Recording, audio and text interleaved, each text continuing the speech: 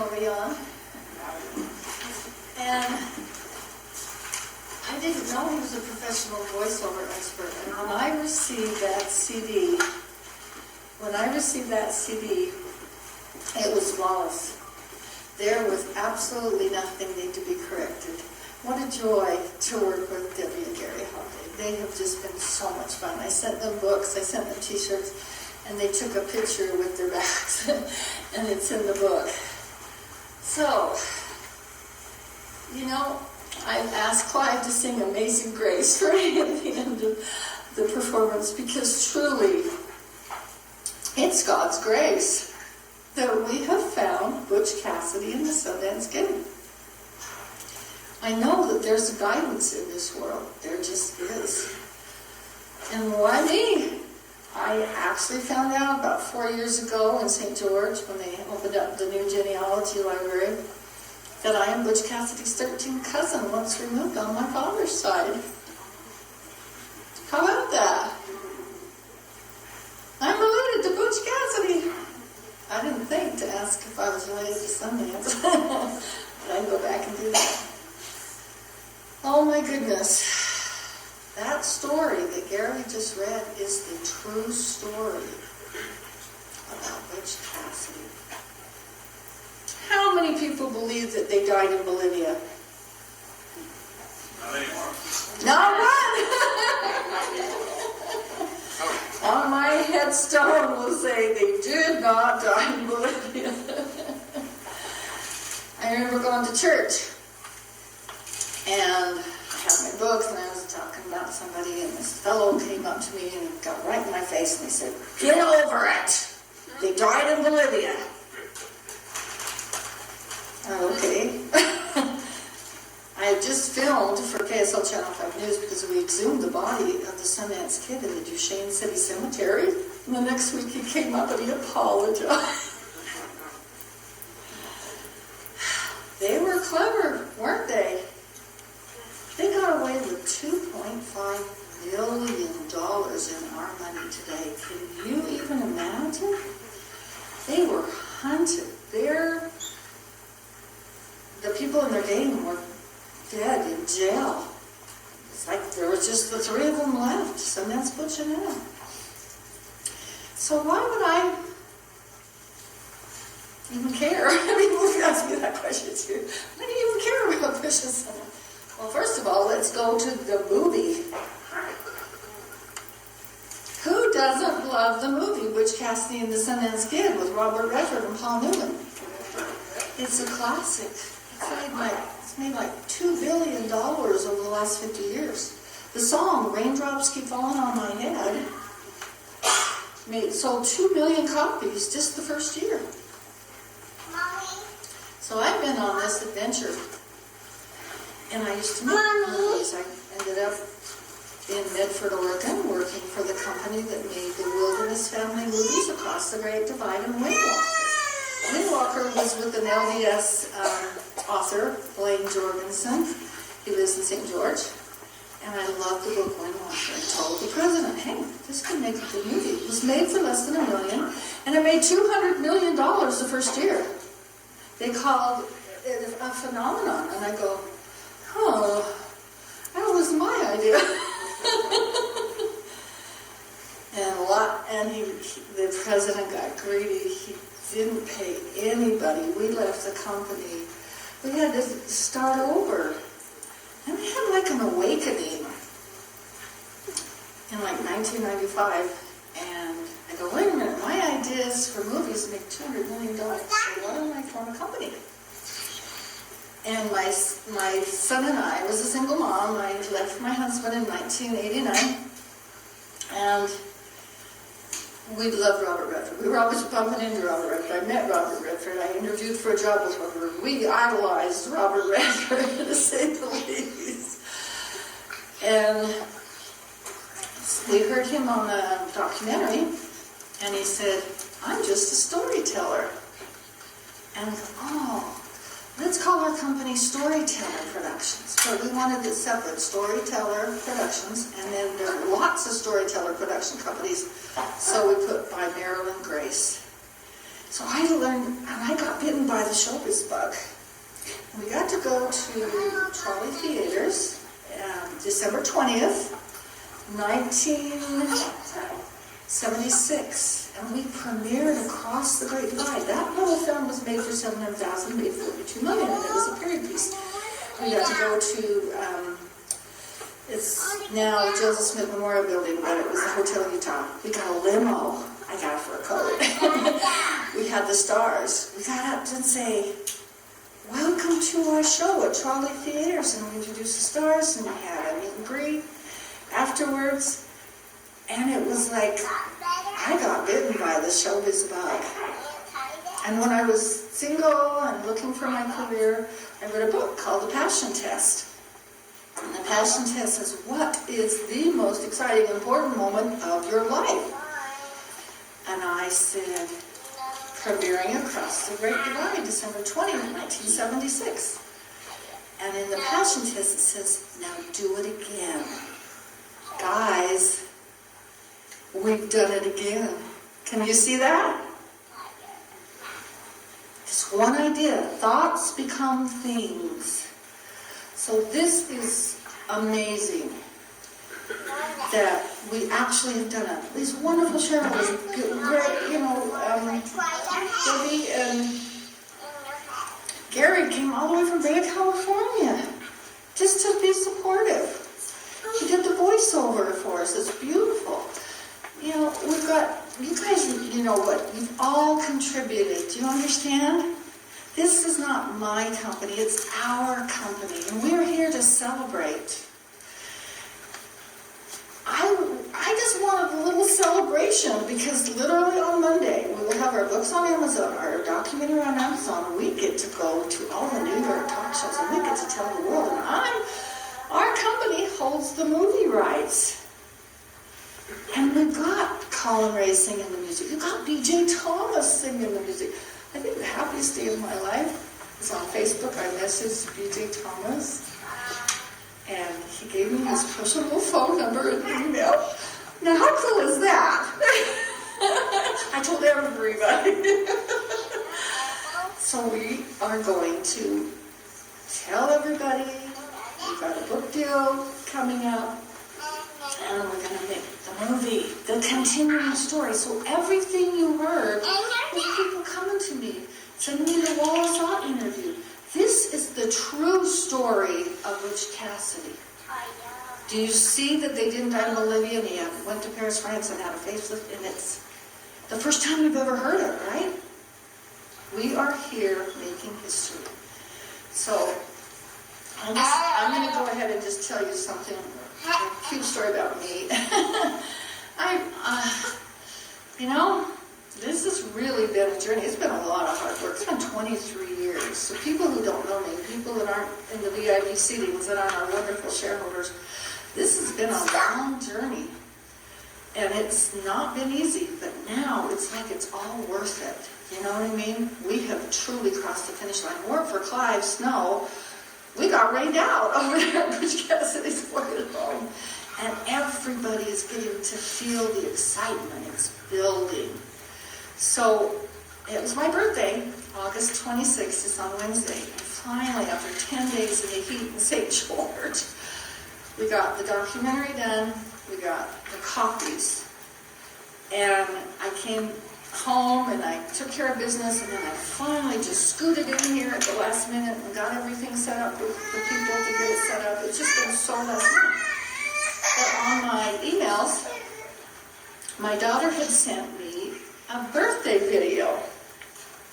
And yeah, my birthday was Wednesday, but I opened up at 11:30 at night on Friday night, which was just last night. And she sent me a birthday video. And all of a sudden I open it up, and this gentleman comes on and he says,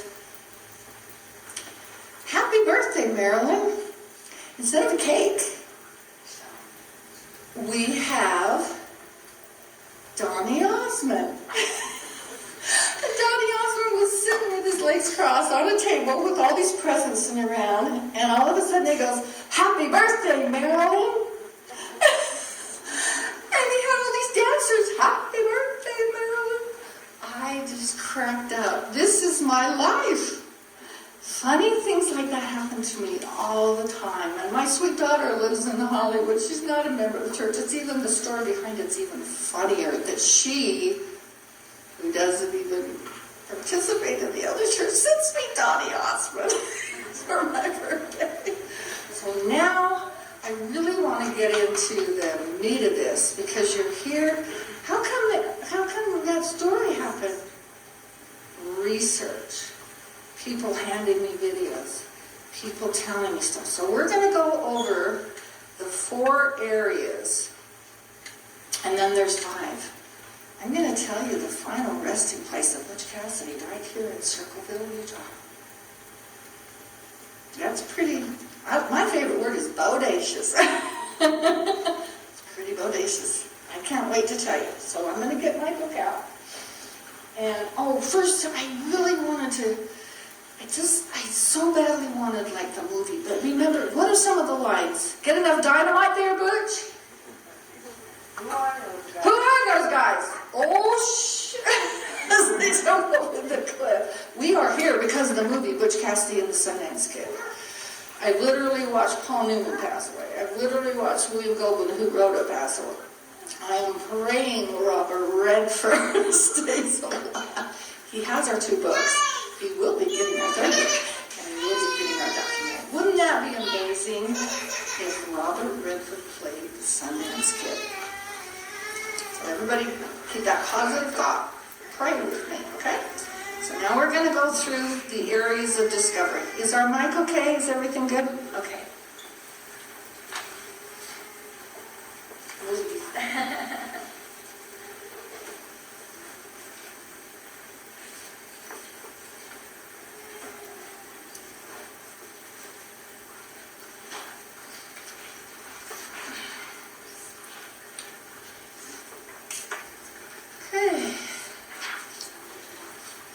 If it weren't for Lula, who's from Circleville, I've been to her house. If it weren't for Percy Seaver, you heard the story, they had the Bolivian tin mines. I could not have solved this. It's really fun that Lula was actually on the set with Paul Newman and Robert Redford as a consultant. She told them that her brother came back and visited the family in 1925. They didn't believe her. They just saw her as an old lady. That kind of lost her mind. And they made jokes. There's behind-the-scenes documentaries I watched. But if it weren't for Lula's book, and I'm starting I'm literally ordering every single book Butch Cassidy by Lula Parker Benson. I actually met Dora Flack, before she passed away, who wrote the book for Lula. So I really wanted to pay tribute to Lula for her courage to do that. And I love Afton Morgan gave us permission to go up to Tom's cabin and actually search for Butch Cassidy's body. And my favorite story about Lula is Afton said, "Come on, Lula. You told us in your book that Butch didn't die in Bolivia. He came back and visited the family. Where's he buried?" So she said, "Well, Afton, I could tell you where Butch is buried, but then I lie about a lot of things." That's my favorite story. So the very first bit of evidence we got that William Douglas Phillips was Butch Cassidy was with Dr. John McCullough.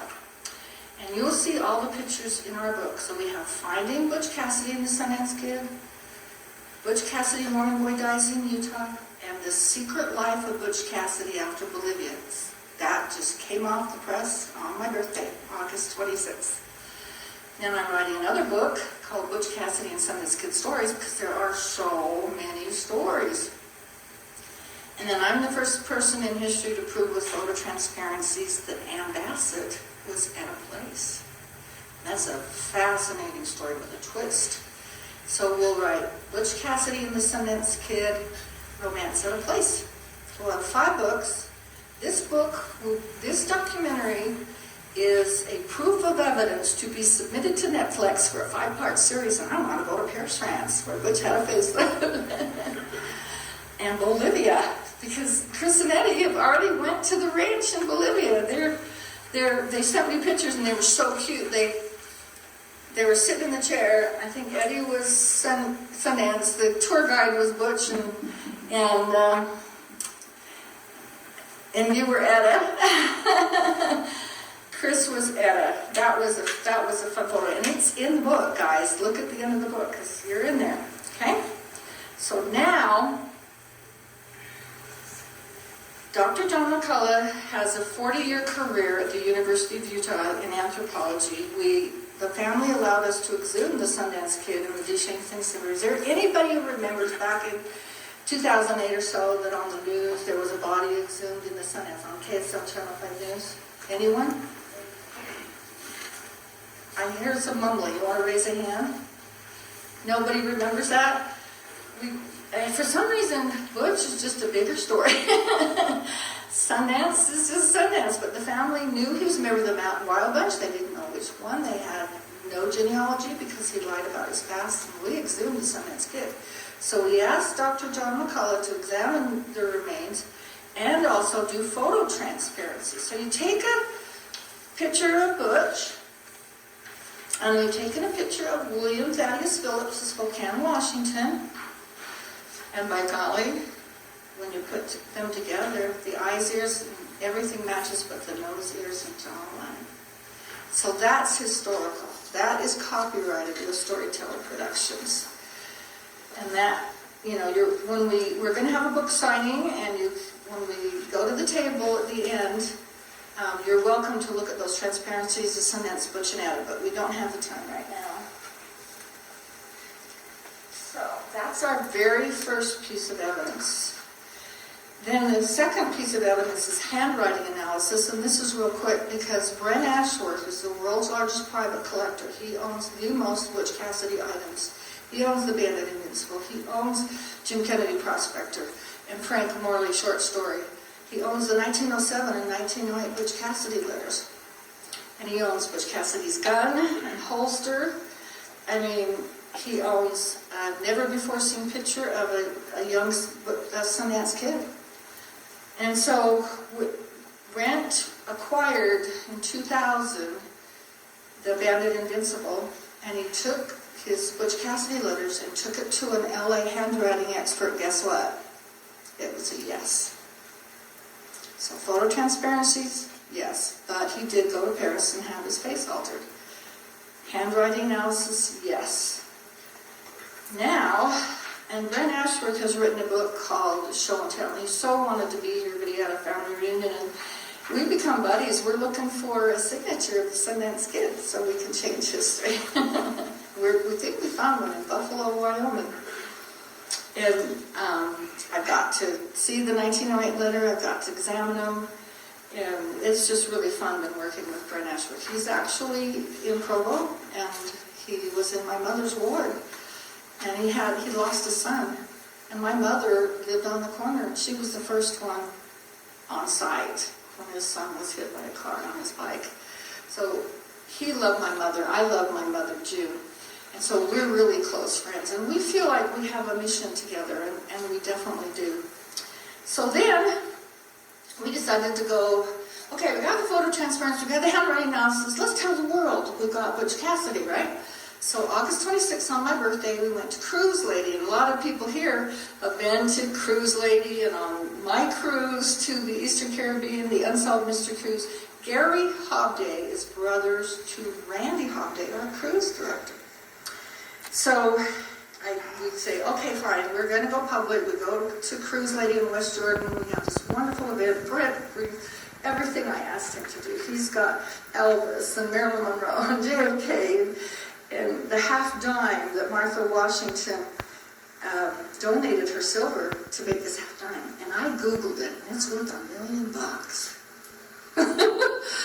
And we had the nicest time, and I got to give my lecture, and we were going to do cruises with Cruise Lady, but we ended up going back to Randy Hobday with Cruise Ladies, and They're daily travel and cruise planners with Gary Hobday.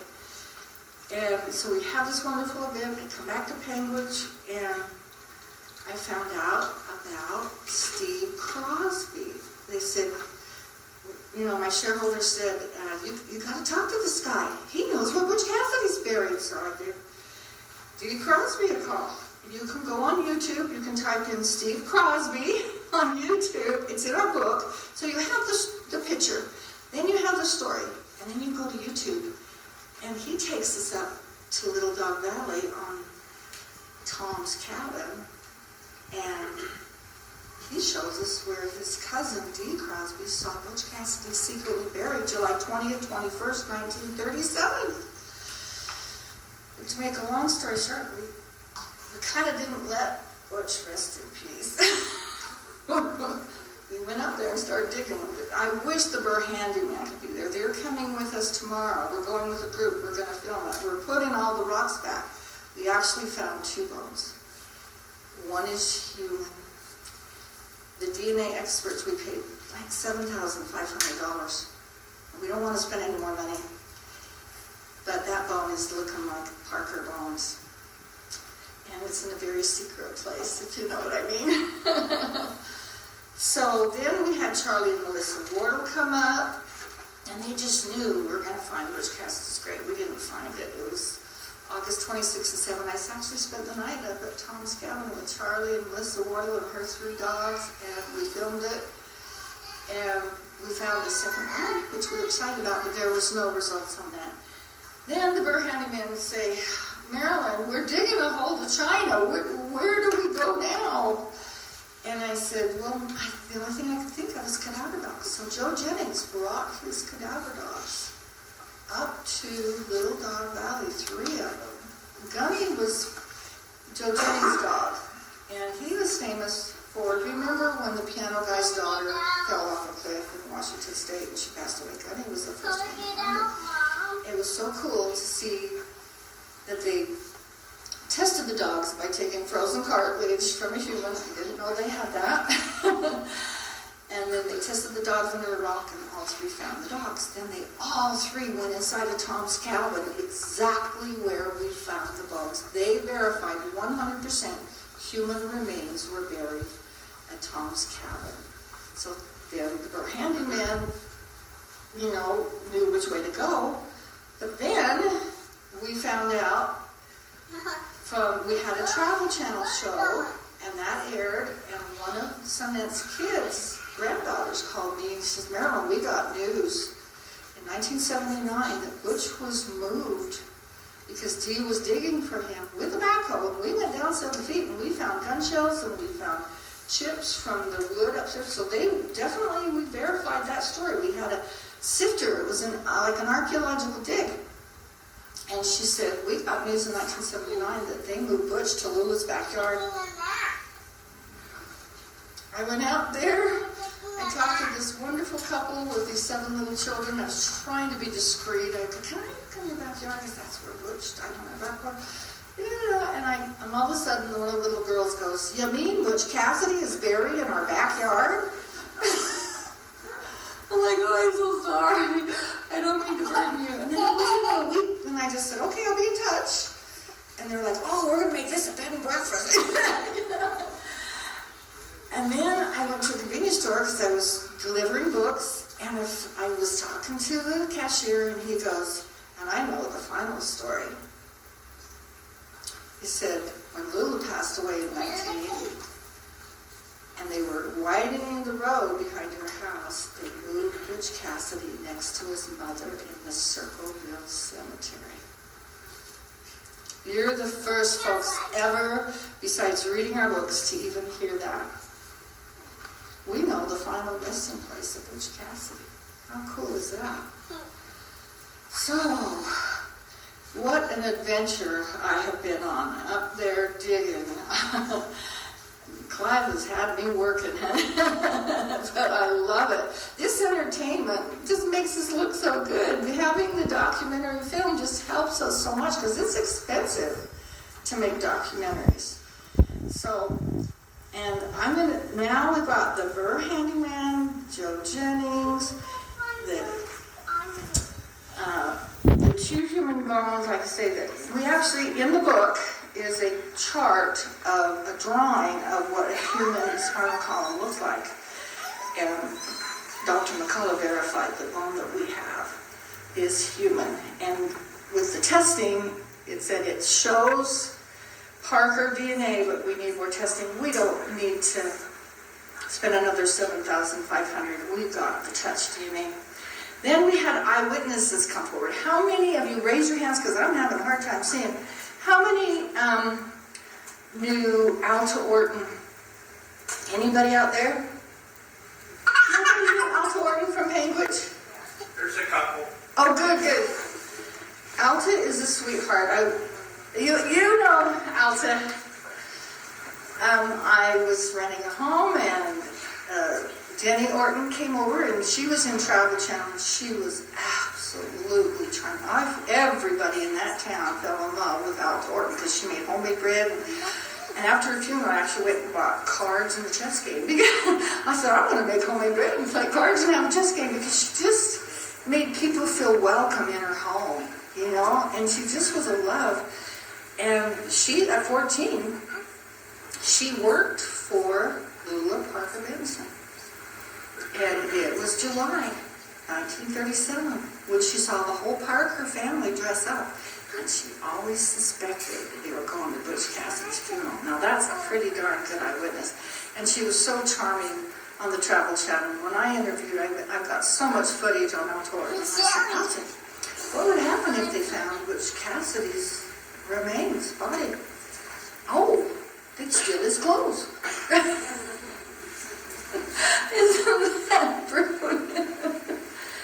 Then I had a fellow by the name of Larry Smith and his wife Pat come to my home in in St. George, when I lived in St. George, and they handed me the Wallace Off interview. Remember when Gary Hobday was talking about meeting with Wallace Off? He gave me the exclusive rights to that. No one has heard the story that Butch beat up a kid at 15 at a church dance in Cambridge, and that's when he went on the run. This is so historical. We were capturing stories that no one's ever heard before.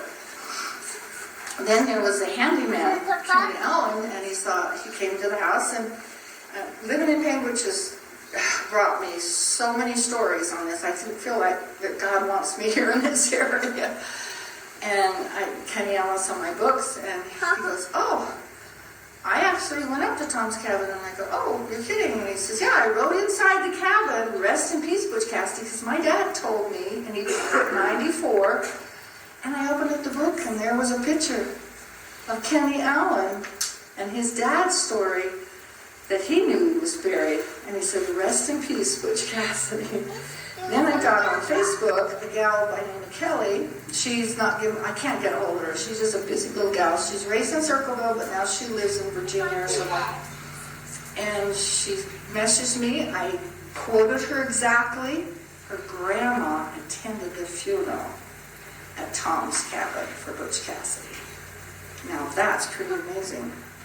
Then we drove all the way to Arizona with Greg and Judy Doherty. What a madcap adventure. It was like, we had Cindy Googled, and we found his phone number and his address. We called his son. We went to the house. He was on another Travel Channel documentary with Josh Gates. And he's no longer living there. We found the nursing home. And after we interviewed him, he said, everyone in the family knew that Butch asked to be buried at Tom's cabin. That's another eyewitness. So that's all of our eyewitnesses. Now Kirk Fulmer is here in Circleville. He is the sexton. So now that we knew Butch was buried next to his mother, I needed to get a hold of Sexton, and he was willing. Kurt Fulmer was willing to come to my house and let us film him. And he's the one who told us the story that his dad said Butch wanted to be buried with his head to the south and feet to the north. You remember the movie The Other Side of Heaven? It was a beautiful by Mitch Davis. and it was a Disney film, and I've actually been in correspondence with Mitch Davis. And the whole theme was, we're under the same moon. It was a romantic movie about meeting his wife and going on a mission to Tonga, and they ended up getting married, and they have a wonderful love story. And a movie was made about their life. When I think of the movie we're going to make, I can see that the theme will be, I want to be buried with my head to the south, with my feet to the north, so when I woke up, I could see the North Star, because that was my guide as a cowboy to come home. So we have had quite the adventure. So grateful to Larry Smith. So grateful for all the shareholders. Steve Crosby, what would he brought me up there. We got lost for like 9 hours. and I woke up one Saturday and I go, Afton Morgan will know where it is. It's his property. And so Afton Morgan took me up there. And then I showed Steve Crosby where Little Dog Valley, Tom's cabin was. And then we videoed him. It's on YouTube where he says that's where Butch was buried. So now for the piece de resistance, touch DNA. In the book you'll see all the documents that Bryn Ashworth donated. We spent $10,000 that day, a total of $103,000. We have a DNA team, which is Anna Ryan, Theron Vines of Pure Gold Forensics in Redlands, California. We have Gloria Dimmick in State College, and we have Dr. Perlin and Bill Allen of cytogenetics. So this is not easy stuff. And we have done it. Brent allowed us to do the touch DNA. She wore a mask, she wore gloves, and we collected that. And I wrote down, I have a vision board and I have the little stickers, and I said, I want touch DNA for Butch Cassidy, matching William Thaddeus Phillips. I've written in my journal, I'm a faithful journal writer. And on March 10th, we received the documents. Jim Kennedy Prospector, the 1907 and 1908 letters match. This cannot be refuted. There are people that will try and discredit us. They can't. We have touch DNA. Those are the only two people. Jim Kennedy, William Thaddeus Phillips touched that, and the 1907 and 1908 Butch Cassidy, those are the only two people who have touched that, and it's Harvard database. We have just changed history with science. Nobody can take this away from us. There's a fellow. Oh.